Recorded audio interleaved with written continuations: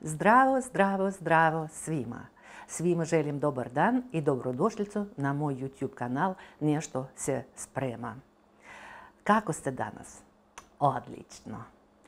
Danas ćemo da nastavimo seriju gruzijskih suvenira i danas ćemo da napravimo lobijani. Iz dva razloga, a možda čak i više. Prvi razlog je zato što lobijani je jako ukusno jelo. Drugi razlog zato što je to postno i pogodno za vegetarijance. Treće, jelo ima jako interesantnu istoriju. Četvrto, brzo se sprema, lagano se sprema i opet ponavljam se, ukusno je jako.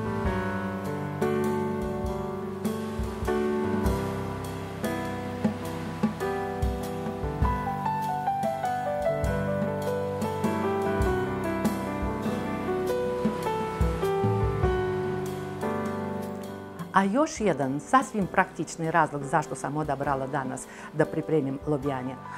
Jest praktični razlog, zato što mi je ostalo testo od hačapuri. Iskoristim testo, kako se ono sprema, vi ćete da pogledate u prethodnoj epizodi, a danas samo da ga iskoristim i da napravim fil za naše lobijanje. Pogledajte na radnu površinu šta će nama sve biti potrebno za fil lobijanje.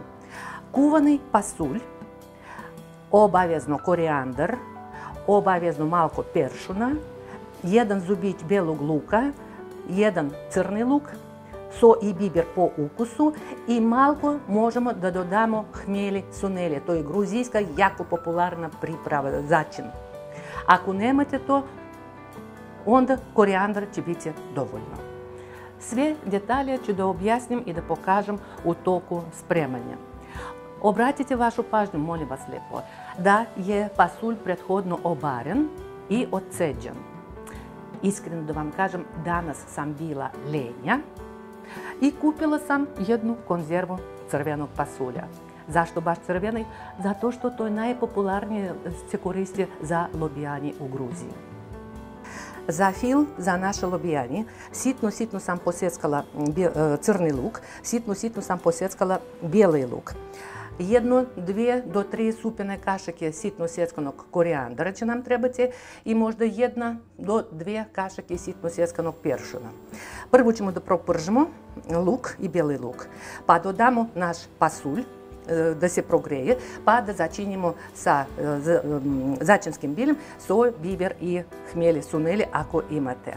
Biće još interesantnih detalja kako se sprema lobijanje, sve ću da vam pokažem u toku spremanja.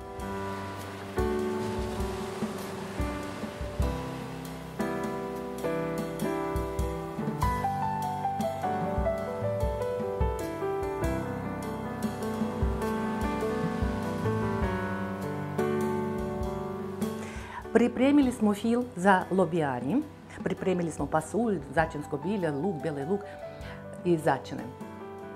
Ali to još nije završen fil. Sad, ako imate mašinu za mljevenje mesa pri ruci, možete sve to da pustite kroz tu mašinu.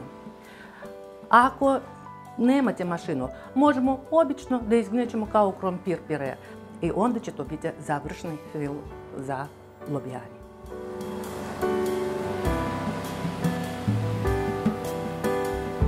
Evo, naše testo se odmorilo poslije frižidera, postalo mekano i elastično. Sad ćemo mi njega malko da rastanjimo. Možemo i ručno, još nam ne treba oklagija. Radnu površinu obavezno da pobrašnjavimo. A poslije ću da pokažem kako da zatvorimo naš pecivo.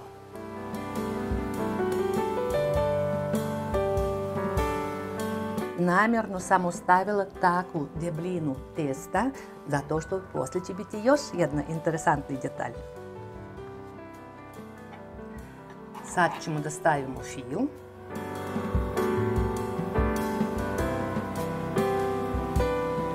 Sad pogledajte pažljivo kako ja ću da zaštipam testo. Da napravim fal, malko da povučem testo i da napravim faltice.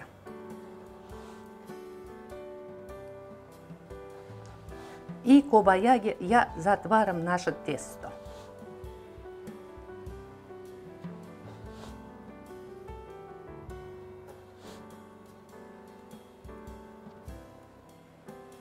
A poslije da sjedinjem sve ovo. Vidite kako?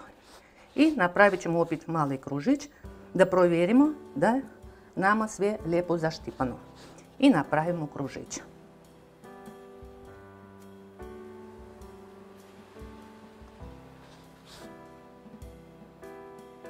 Zaštipali smo testo i provjerili da je ono lijepo zaštipano. Sad ovom zaštipanom stranom ja ću da okrenem na pleh. Pleh sam isto pobrašnjavila.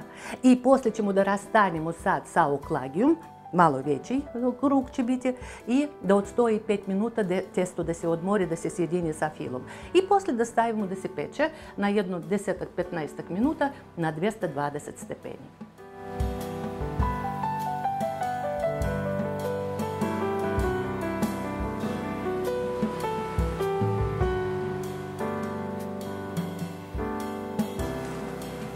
Dok se naše lobijanje peče, imamo vremena da vam ispričam divnu istoriju ovog jela.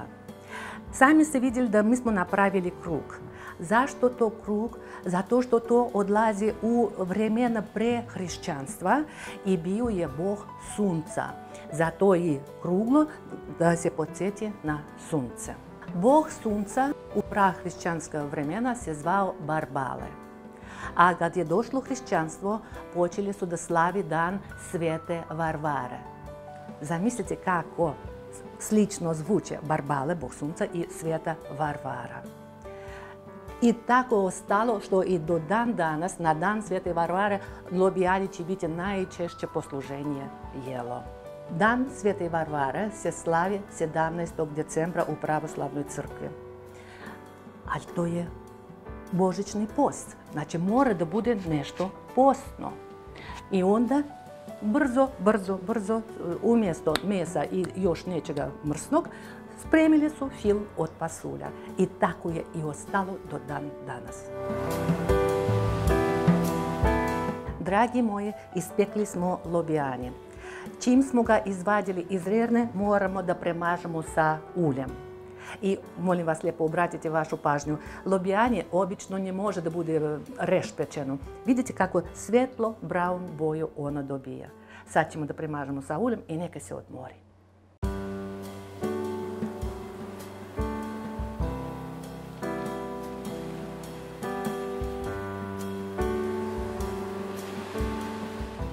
Dragi moji, ispekli smo lobijanje. To je pecivo sa filom od pasulja i začanskim biljem. Aromatično, predivno, ukusno, garantujem. I vi ćete osjetiti kako je nježna korica i nježni fil, preukusno će biti. Lobijanje je interesantno još i po tome da ukusno je kad tek iz rerne izašlo. A može i da se jede kad se ohladi. Isto, ne treba da se podgreva. I sutra dan isto će biti lijepo, ako bude ostalo nešto. Ako bude ostalo, neće ostati, garantujem. Za ovaj recept hoću da se zahvalim šefice Lejli i šefu Akakiju u restoranu hotela Mirage na plaži Šakvetili, pored Batumija. Hvala vam lijepo. I uopšte, gruzijska kuhinja tako interesantno, tako bogata, obožavam. Hvala vam lijepo što me pratite moj YouTube kanal, potpisujte se, šerujte sa svojim prijateljima, stavite mi lajkove ako se vama sviđa, pišite mi u komentarima kako je vam bilo i u spremanju i u jelo. Dođite još, bit će još epizoda mnogo interesantnih recepata. Vidimo se, prijatno!